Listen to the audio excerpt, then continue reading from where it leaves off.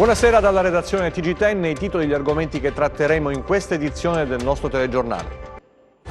In manette il presidente di una sezione della Corte d'Appello di Catanzaro. Il magistrato accusato di corruzione avrebbe aggiustato sentenze in cambio di soldi, vacanze e prestazioni sessuali. 3 arresti eccellenti a Cutro nell'ambito dell'inchiesta Thomas coordinata dalla DDA di Catanzaro. Arrestati il presidente di una banca, un cardiologo e un imprenditore, ritenuti vicini al clan Grande Aracri, le ingerenze della cosca nel comune di Cutro. Manifestazioni stamattina dinanzi ai tribunali di Cosenza e Castrovillari per i tirocinanti alla giustizia che chiedono il rinnovo del contratto. Guideranno il comune di Siderno per altri 6 mesi i commissari prefettizi insediatisi all'indomani dello scioglimento del Consiglio Comunale per infiltrazioni mafiose. Il Cosenza ha scelto Mongà in prestito dal Genoa, adesso si punta a un attaccante per sostituire Litteri. Ancora buonasera dalla redazione TG10. Dunque un magistrato in servizio alla Corte d'Appello di Catanzaro, Marco Petrini, 2 avvocati, uno del foro di Catanzaro, l'altro del foro di Locri, sono stati arrestati dalla Guardia di Finanza su disposizione della DDA di Salerno con l'accusa di corruzione in atti giudiziari. Le indagini avviate nel 2018, coordinate dalla DDA di Salerno, hanno permesso di ricostruire una sistematica attività corruttiva nei confronti del magistrato. Denaro contante, oggetti preziosi, altri beni e utilità, tra le quali anche prestazioni sessuali. Vediamo. Soldi, tanti soldi chiusi nelle buste, poi contati nel suo studio. Le telecamere della Guardia di Finanza riprendono tutto. Un magistrato della Corte d'Appello di Catanzaro, Marco Petrini, presidente di sezione della Corte d'Appello della città capoluogo, presidente della Commissione provinciale tributaria, è finito in manette. Le misure di custodia cautelare in carcere hanno riguardato, oltre al giudice, Emilio Santoro, Luigi Falzetta, Giuseppe Turziprato, Francesco Saraco, Vincenzo Arcuri e Giuseppe Caligiuri, arresti domiciliari disposti per Marzia Tassone. Per tutti l'accusa è di corruzione in atti giudiziari. L'inchiesta della Direzione Distrettuale Antimafia di Salerno, avviata nel 2018, avrebbe ricostruito lo scambio non solo di mazzette, ma anche di oggetti preziosi, vacanze e prestazioni sessuali che gli indagati concordavano con il magistrato per ottenere in processi penali, civili e in cause tributarie, si legge una nota, sentenze o comunque provvedimenti a loro favorevoli o favorevoli a terze persone concorrenti nel reato corruttivo. Oltre al magistrato, figura centrale dell'indagine è quella di un medico in pensione ed ex dirigente dell'azienda sanitaria provinciale di Cosenza, Emilio Santoro. Secondo quanto emerso dalle carte, il camice bianco avrebbe stipendiato mensilmente il magistrato per garantirsi i suoi favori, cercando inoltre nuove occasioni di corruzione, proponendo a imputati in primo grado o loro parenti sentenze favorevoli in cambio di soldi. Video e intercettazioni telefoniche avrebbero fatto luce su molti processi, come quello di un ex consigliere regionale, Giuseppe Turziprato, che avrebbe riottenuto il vitalizio nonostante la condanna definitiva nel 2004 a 6 anni di reclusione e l'interdizione perpetua dai pubblici uffici. Il magistrato aveva grossi problemi economici e quanto emerso dall'inchiesta, per questo aveva bisogno di trovare liquidità per mantenere alto il tenore di vita. Il giudice avrebbe favorito anche il superamento del concorso per l'abilitazione alla professione di avvocato in cambio di prestazioni sessuali delle candidate. Gli inquirenti oggi hanno portato via nuovi documenti, faldoni pesanti dal Palazzo di Giustizia. Imprenditori, politici al servizio del clan Grande Aracri di Cutro, 3 arresti eccellenti nel Crotonese nell'ambito dell'inchiesta Thomas coordinata dalla DDA di Catanzaro. In manette un cardiologo del Gemelli, il presidente del CDA della Banca di Credito Cooperativo Crotonese e un imprenditore. Il clan, è emerso dalle indagini, avrebbe condizionato il comune di Cutro gestendo di fatto numerosi appalti. Vediamo. 3 arresti eccellenti nel Crotonese nell'ambito dell'inchiesta coordinata dalla DDA di Catanzaro denominata Thomas. Nel mirino degli inquirenti un medico, il presidente di una banca e un imprenditore che avrebbero avuto legami con Nicolino Grande Aracri, il capo della locale di 'ndrangheta di Cutro, attualmente detenuto in regime di 41 bis nel carcere di Opera. Anche il boss è stato raggiunto da un avviso di garanzia nell'ambito dell'inchiesta odierna. Il clan, hanno accertato gli inquirenti, esercitava la sua influenza sul comune di Cutro, gestendo svolgendo di fatto numerosi appalti attraverso persone insospettabili. E questa mattina, alle prime luci dell'alba, è scattato il blitz della Guardia di Finanza che ha portato ai 3 arresti. In manette Ottavio Rizzuto, presidente del Consiglio di amministrazione della BCC del Crotonese, già dirigente dal 2007 al 2015 dell'area tecnica del comune di Cutro, ritenuto figura centrale di quella che gli inquirenti definiscono metastasi criminale. Dalle conversazioni captate dagli inquirenti si evince la sua vicinanza con il boss di Cutro. Te lo dico io, ho visto solamente a casa sua, sotto lo scatenato, in una bombola, 2 casse dei corredi delle donne, piene di soldi, l'ho visto io.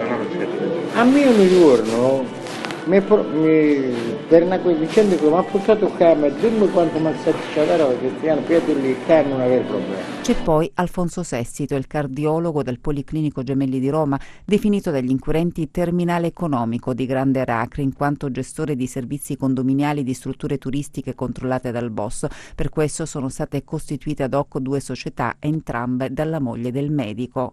Mi comporto male, capito? Cioè, sto in mano agli avvocati le cose. E poi ve la vedete con l'avvocato Grande Aracri. Sì.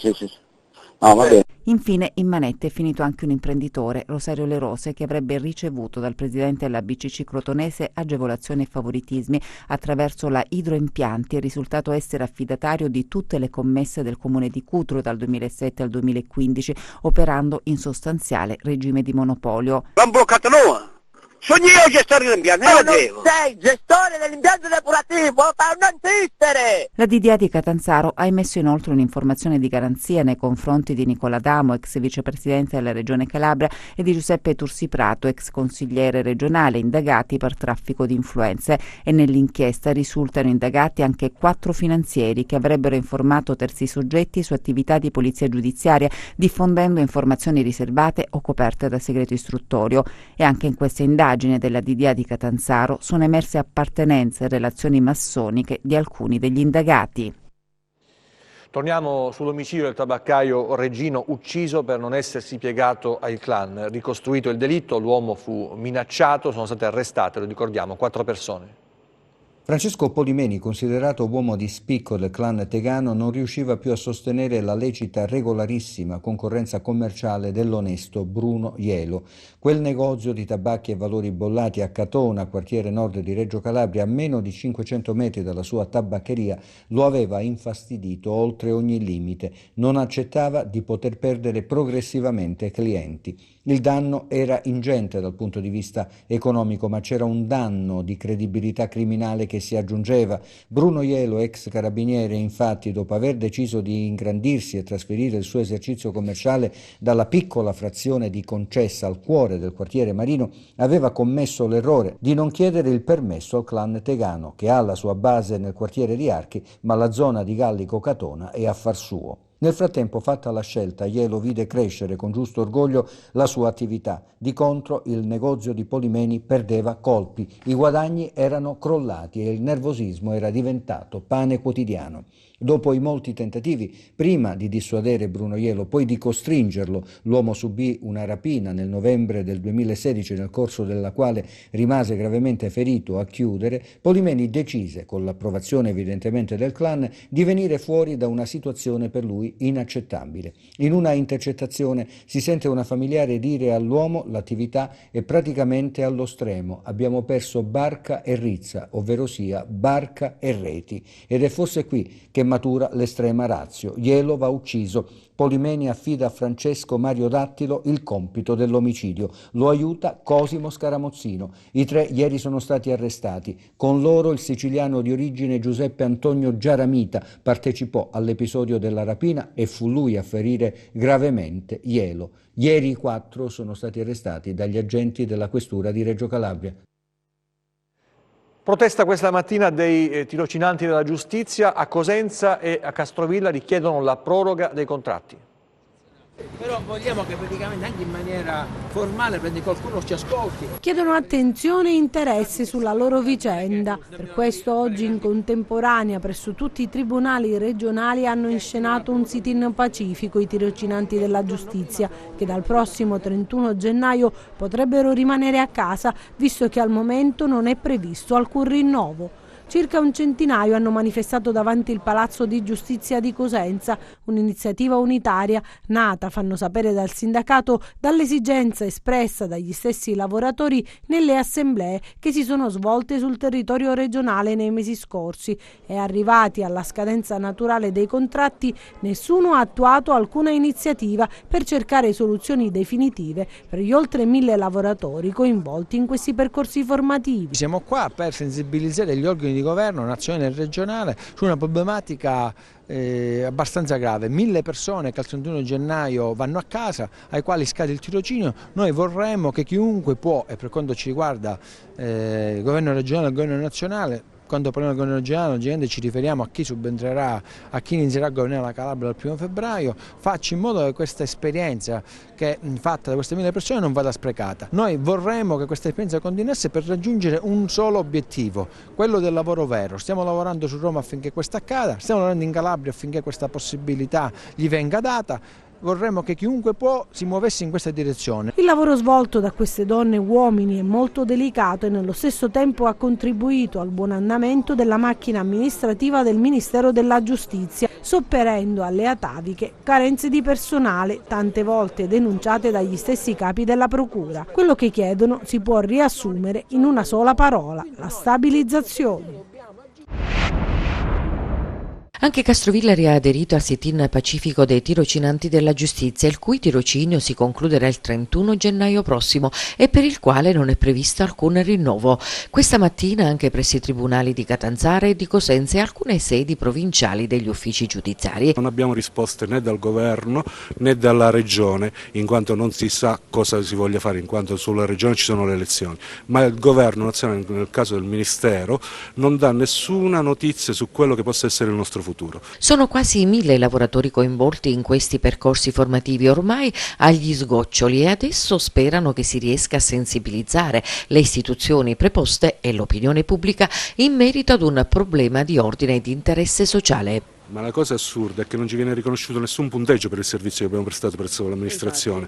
Anzi, tra l'altro possiamo dire che un disoccupato o un extracomunitario può prendere il nostro posto. I tirocinanti delle giustizie infatti operano in un settore molto delicato e hanno contribuito al buon andamento della macchina amministrativa del Ministero, garantendo il potenziamento dei servizi resi agli operatori del settore e all'utenza. Per noi sono fondamentali perché ci danno un aiuto validissimo, molti sono addirittura seduti alle scrivanie e fanno il lavoro dei nostri colleghi perché siamo sotto organico, quindi per noi venire, io ne ho 3 in cancelleria da me, per cui nel momento in cui finiranno il 31 gennaio, dal 1 di febbraio ci sarà lo sfascio perché non ho più questo valido aiuto. Persone che hanno dato negli anni un contributo sostanzioso nell'attività dell'ufficio ed è giusto che le loro rivendicazioni finalmente possano avere un riscontro positivo, che significa praticamente devono entrare nel Ministero. Il Ministero e gli enti preposti dovrebbero attivarsi seriamente per dare una risposta a queste persone, di cui molti dei quali sono padri e madri di famiglia. A Siderno adesso, dove i commissari resteranno per altri 6 mesi alla guida del comune, il municipio, lo ricordiamo, è stato sciolto per infiltrazioni mafiose.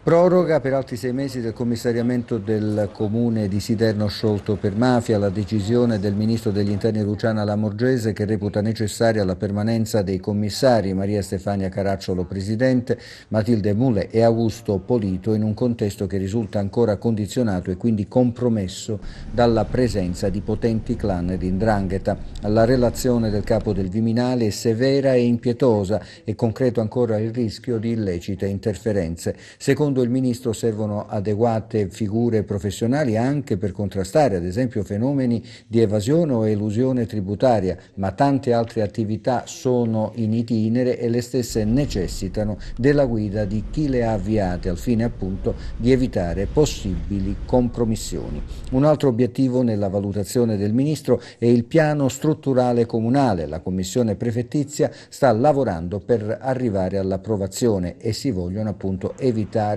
intrusioni. Questa notizia arriva dopo che nei giorni scorsi l'ex sindaco Piero Fuda e i suoi assessori avevano presentato ricorso al Consiglio di Stato per annullare o riformare la sentenza del TAR del Lazio del 28 settembre scorso che aveva respinto il ricorso contro lo scioglimento. Altre notizie nei nostri 100 secondi di cronaca, vediamo.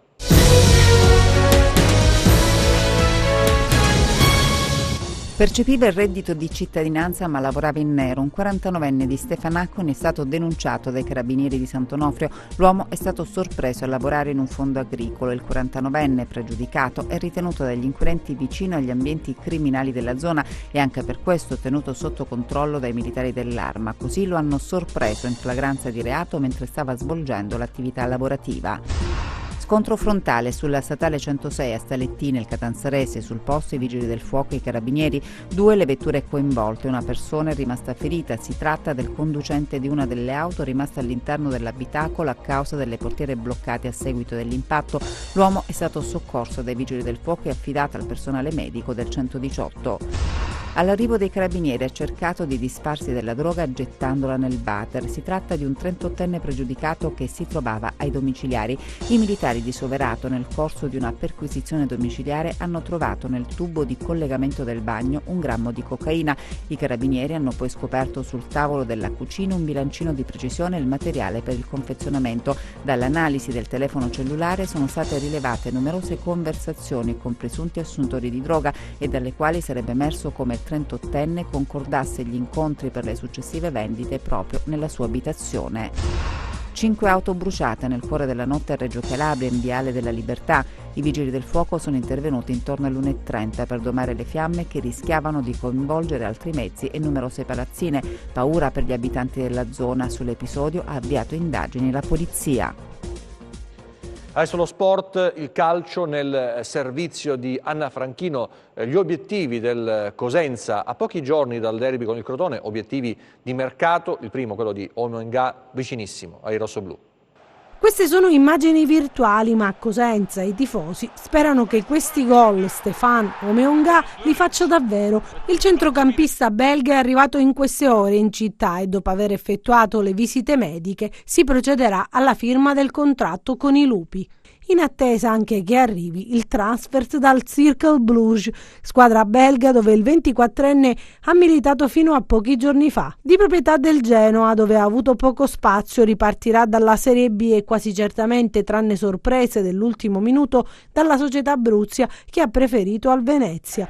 Ma quello che sperano i tifosi è che non sia l'unico acquisto del presidente Guarascio. Servono altre pedine per rinforzare una squadra che punta alla salvezza e serve farlo al più presto, perché fra pochi giorni riprende il campionato e all'orizzonte c'è il derby con il Crotone che affida a Golenic le dichiarazioni in vista dell'importante sfida. Ci aspetta una partita difficile come tutte di questo campionato, comunque derby come derby con Cosenza è una partita speciale per noi che penso che andiamo a confrontare con massima serietà e con massima voglia di fare un risultato. E adesso la musica con il successo di Nek, vediamo.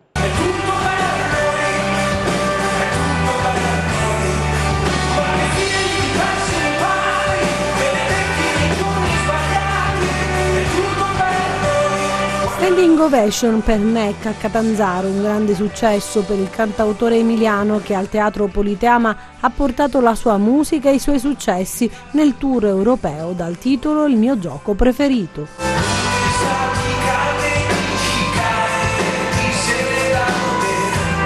Brani storici ma anche gli ultimi grandi successi, un viaggio nella carriera di Filippo Neviani, in arte Nek, che con la band dal vivo e in mano l'immancabile chitarra ha fatto ballare e cantare in più di 2 ore di concerto il tantissimo pubblico accorso al Politeama.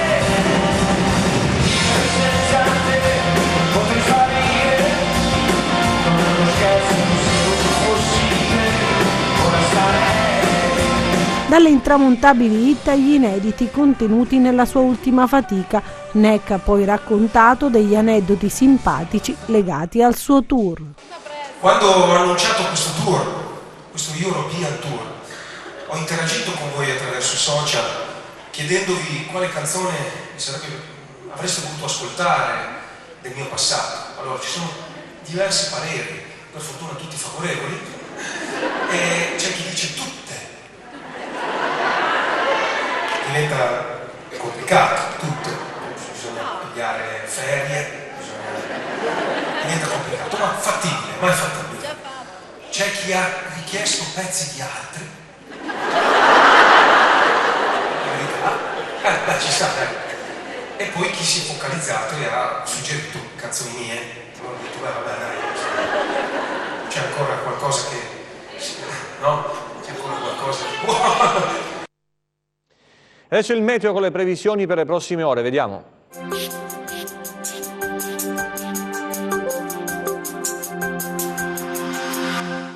Un promontorio anticiclonico presente da giorni sul Mediterraneo occidentale, proteso verso il centro-nord Italia, tende a conquistare anche la Calabria, inducendo tempo stabile e soleggiato, almeno fino alla giornata di venerdì. Domani sereno o poco nuvoloso su Cosentino e Crotonese, poche nuvole su Catanzarese, parziali annuvolamenti un po' più intensi saranno confinati solo sulle serre e sulle aree spromontanee. Temperature stazionarie. Passiamo a mari e venti. Domani ventilazione settentrionale ovunque, moderata sullo Ionio con mare mosso, localmente molto mosso il settore crotonese e meridionale. Sul Tirreno mare poco mosso, quasi calmo il settore più settentrionale, venti deboli o localmente moderati sul settore vibonese e reggino. Per ulteriori approfondimenti vi rimando al sito www.meteoincalabria.com e la nostra pagina Facebook Meteo in Calabria. TG che finisce qui, ci vediamo nelle prossime edizioni, grazie per la vostra attenzione, arrivederci e ancora buona serata.